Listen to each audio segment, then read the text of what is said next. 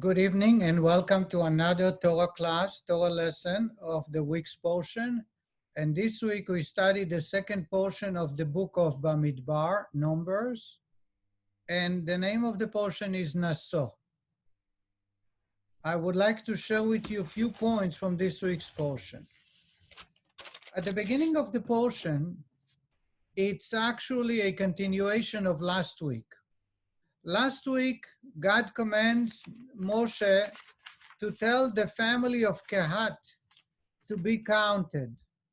This week, God turns to Moshe and commanding him to count the family of Gershom.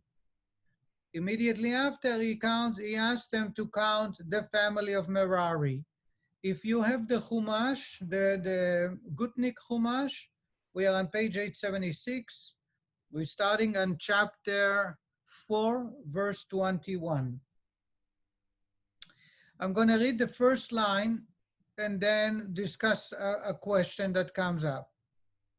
God spoke to Moshe saying, single out those from Gershon's descendants and to verify their family lineage according to their paternal houses. Count those from the age of 30 years and upwards until the age of 50 years, all those who are fit to join the group that performs the service of the tent of meeting. So in Judaism, the priority is very important. Order is very important. So a very small background. The Levi family is one of the 12 tribes. They are the descendants of Levi, the third son of Jacob. And they were divided into three families. The oldest is Gershon, number 2 is Kehat, and number 3 is Merari. God is appointing each one of the families for different assignments in the Holy Temple. Based on their assignments, they were designated with different tools, wagons, or whatever they needed to perform their work. But the first question that comes to mind is that usually the oldest gets priority and mentioned first. In fact, we have a commandment in the Torah, honor thy father and mother. It's the 5th commandment. And according to our sages, honor thy father and mother, the word and adds the mitzvah to respect the oldest brother. In other words, among children, among siblings, the priority, the way they are born, also affects the way they are mentioned, the way they are honored. So always we put the oldest first, and then we move on according to the age they were born. Yet in this week's portion, Gershon, who is the firstborn, and his children are mentioned second. Kehat came first, only then comes Gershon and Merari. And the question is, why is this change in order? Here is the question in Classic Questions, page 876. I'm going to read it. Since Gershon was a firstborn, why were his descendants not singled out before Kehat's descendants? In other words, Kehat should have come second, Gershon should have been first, yet the Torah puts Gershon second. Medrash, the Medrash teaches us, even though Gershon was the firstborn, and we find that scripture always gives precedence to the firstborn, nevertheless, the Torah mentions Kehat first in this case, because Kehat's descendants carried the ark in which the Torah was placed. The Medrash explains that because their assignment was to carry the ark, which contains the 2 tablets, and the menorah, and the altar, which were very holy, therefore they are mentioned first. Gershom would carry only the tapestries, the walls, and the ceiling. Merari would carry the foundation and the wood beams that construct the walls. So therefore, Kehat's assignment is much greater than the other two, and is mentioned first. That's the Medrash. I would like to share with you the Rebbe's understanding and the message we can garner from this. So we have it on the second, on page 877. I'm going to just summarize, read just few points.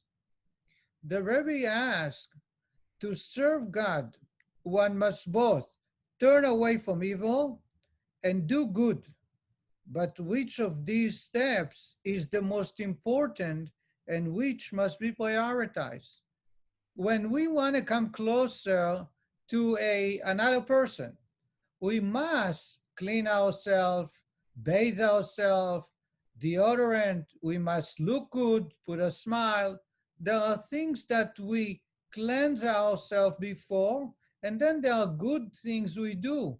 We give a gift, flowers, we make a commitment. That's the positive part. When it comes to the Jewish people, in order for the Jewish people to connect to God, they must refrain from evil doing, disobeying God, will separate between us and God, and they also must be involved in active, positive behavior.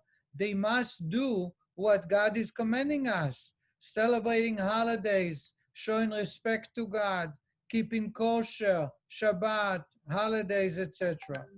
So ask the Rebbe, from the two, negative to refrain from not doing bad, and from the positive, which is most important and where the emphasis should be placed. And the Rebbe says this week's portion, the order of the families can teach us a great lesson. And here is how the Rebbe explains it. The sequence of Kehat and Gershom descendants in the Torah provides the key to answer these questions. Why? Says the Rebbe, the word Gershom means turning away from and divorcing. How do you say a get in Hebrew? Get. But when someone gets divorced, you say itgaresh. Gerushin is divorce in Hebrew.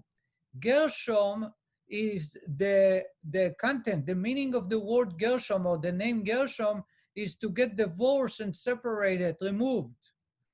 Kehat, on the other hand, is to join together, to cleave on. Says the Rebbe that Gershom represent negativity and separation from negativity. Kehat represent cleaving and connecting to. And therefore, usually the firstborn was Gershom, meaning that before we can build a house, we must clear the lot. We must remove all debris, all rubble. We need to make sure all the rubble, we need to make sure the place is ready to build a house. So in the proper order, we must first clear and clean ourselves and cleanse ourselves from negative behavior, and then we can start building and doing positive in a relationship. However, says the Rebbe, this is not constant. This is only at the outset, only at the beginning. But once we start a relationship, most of the time the emphasis must be put into positive activity, because a little light chases away darkness. And that's why, says the Rebbe, kehat, which means cleaving and connecting, is mentioned first, and Gershom is mentioned second. Even though Gershom is a firstborn, Gershom represents staying away from negativity, divorcing ourselves from bad behaving, and that must be the beginning, the start of our behavior, the start of our relationship, and that's why Gershom is the firstborn. He was born first, and he was named that way. However, during our day-to-day life, once we establish a relationship with God, and the same applies with a relationship to another person, an employee, a relationship at the work with neighbors, etc. Once we have removed all the negativity, the rest of our relationship must be focused on positive. How much good can we provide and connect with the other person? That's why Kehat was mentioned first and Gershom comes second. This is what we say the Kabbalah understanding of the order of the families of Levi. I want to share with you another interesting law that actually today in our day and age it does not apply anymore, and that is the law of Sota. Sota is a secluded woman. The Torah teaches us, you may find it on page 884, or it starts, this chapter begins on chapter 5, verse 11. The Torah begins telling us, if a man is suspecting that his wife is hiding with another man, he must warn her not to be secluded herself with that man alone. And if she did hide with that man, and there are two witnesses that saw them hiding behind closed door long enough to be able to sin, in order for them to verify whether she sinned or not, they bring her to the temple. She brings a offering, and the priest is asking her to admit cheating on her husband, or if she denies, is mixing God's name into water, erasing God's name, which is a prohibition. But in this case, it is a mitzvah. After erasing God's name, he let her drink the water, and if she sinned, she will die miraculously. If she did not sin, she will be blessed with easy labor, beautiful children, and a very long life. This is something that is very, very unusual. They used to do it. Today they don't, because there are so many prerequisites. And in addition, if the husband is not such an honest person, the water will not test the wife.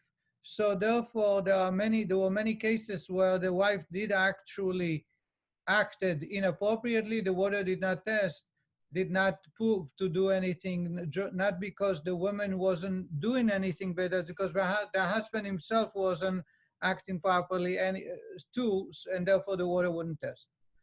But the Kabbalah tells us that God and the Jewish people are compared to a husband and wife. And God is the husband, the Jewish people are the wife. And unfortunately, sometimes we are hiding away from God. This entire portion, according to Kabbalah, is a metaphor to the relationship between husband and wife, referring to God and the Jewish people. God is warning the Jewish people, do not hide with other gods, with other nations, do not turn away from me. And unfortunately, sometimes we do hide. And if we hide, God will take us and let us drink bitter waters, which will not be, the results will not be so good.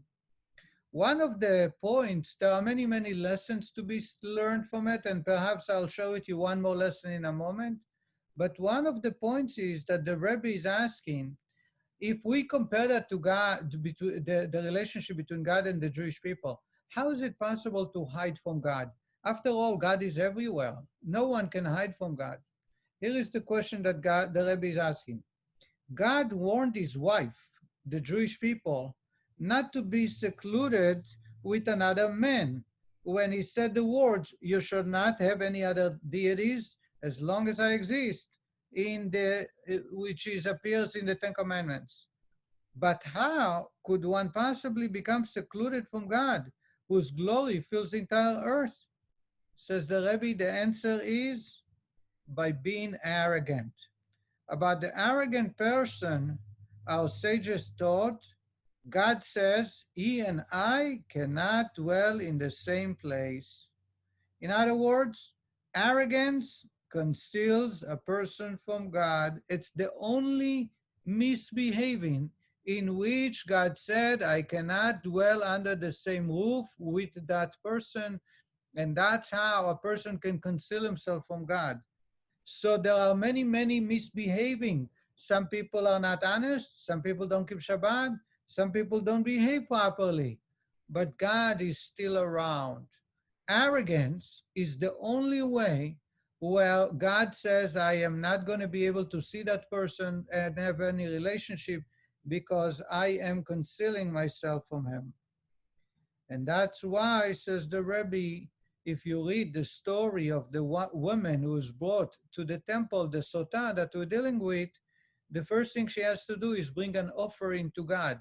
And the offering must be made out of a handful of flour, made out of barley, not wheat, because barley causes a person to humble themselves, reminding themselves it is feed for animals, it's not for human consumption.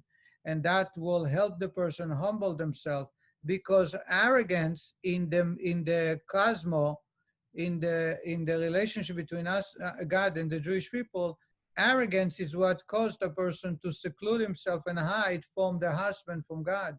And therefore, humbling, humiliating ourselves is the cure for that ailment.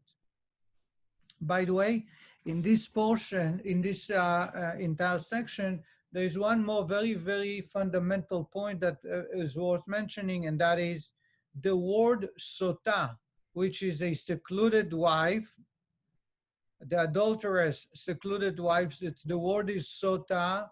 Sota in Hebrew also means foolishness or folly. And in addition, it has a name of a tree. I'd say shittim. Shittim is from the root of sota. And if you read the study about the building of the tabernacle in the desert where God was resting, the requirement was particular wood, and that wood had to be acacia wood. Acacia is shittim. According to Kabbalah, no person sin unless a mood of foolishness enter their body, because naturally a person wants to connect to God and wants to please God and do what's right. However, at a moment of foolishness, of no thinking, the mind is not operating, that's when they end up acting inappropriately, and later they regret it, of course. However, God ordered the Jewish people to construct the tabernacle from trees which have the same root of sota, which is shittim, acacia wood, because there is some foolishness that's called above the human intellect. There is one foolishness that's called foolishness below human intellect, where our mind is, so to say, slipped away and we weren't thinking. Sometimes, in order for us to do the opposite and come very close to God, we must act out of an impulse in a positive way, without thinking, without rationalizing. Because when you rationalize something and start thinking it through, it will slow you down and stop you from having a very strong relations.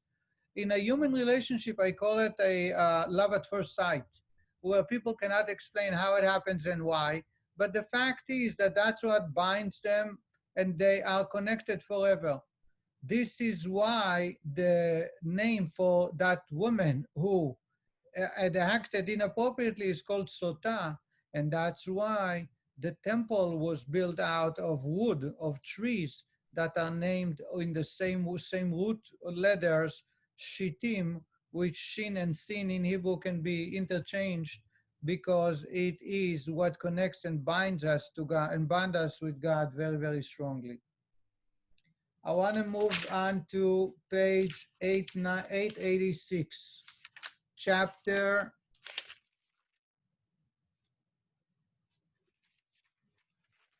I'm sorry, 896.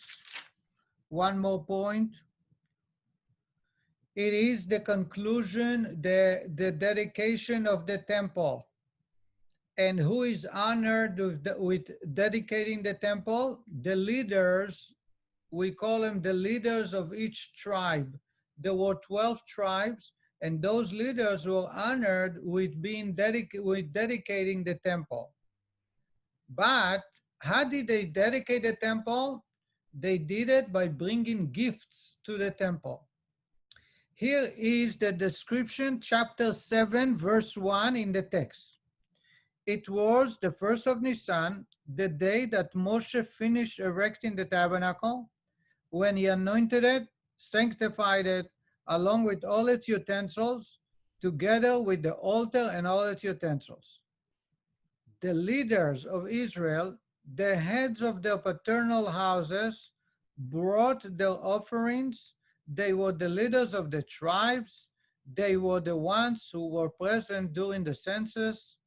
They brought their offerings before God, and here is the list of what they brought: 6 covered wagons and 12 oxen, 1 wagon for 2 leaders, and an ox for each one. They presented them in front of the tabernacle. However, Moshe did not accept the offerings because he wasn't sure, and then God told them to do so, to take it. This is the introduction. What gift did they bring to the temple? 12 oxen, 1 ox for each leader, and 6 covered wagons to carry the beams, the wood, and the foundation of the temple. But they brought only 6, not 12 wagons, but 6 wagons. Each 2 oxen carried or pushed 1 wagon.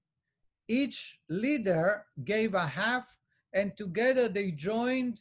Each 2 leaders joined together for 1 wagon, and it's 12 divided by 2. 12 divided by 2, it comes out to 6.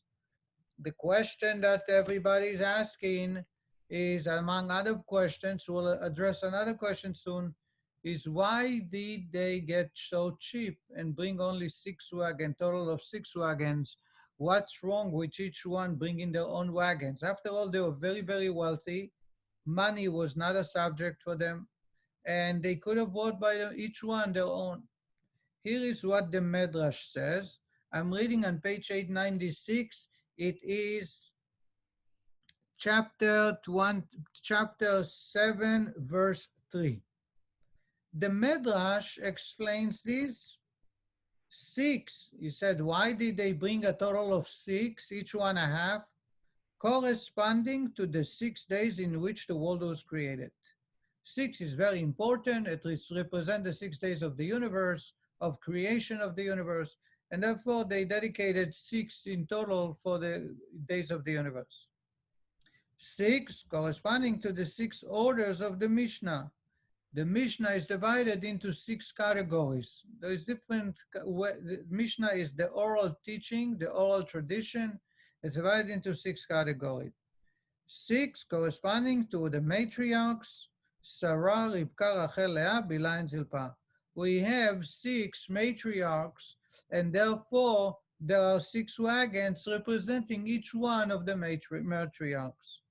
This is the Medrash. He finds a correlation between 6 and other times where we find 6 in Jewish tradition. Sforno was a commentator that's very, very old. They brought 1 wagon between 2 leaders to show the brotherly love between them, in which merit the divine presence would dwell among them. Sforno says, you know why they brought only 6 wagons? To show that they were walking together. As leaders, many times, as great as the leaders are, they are sure that they know how to run the country and they know what's right, and they don't need any help, especially from another leader. And that creates a friction at best and sometimes a war. Therefore, those leaders of different tribes, to show their unity, they decided to bring a joint gift, so that each 2 will donate 1 wagon.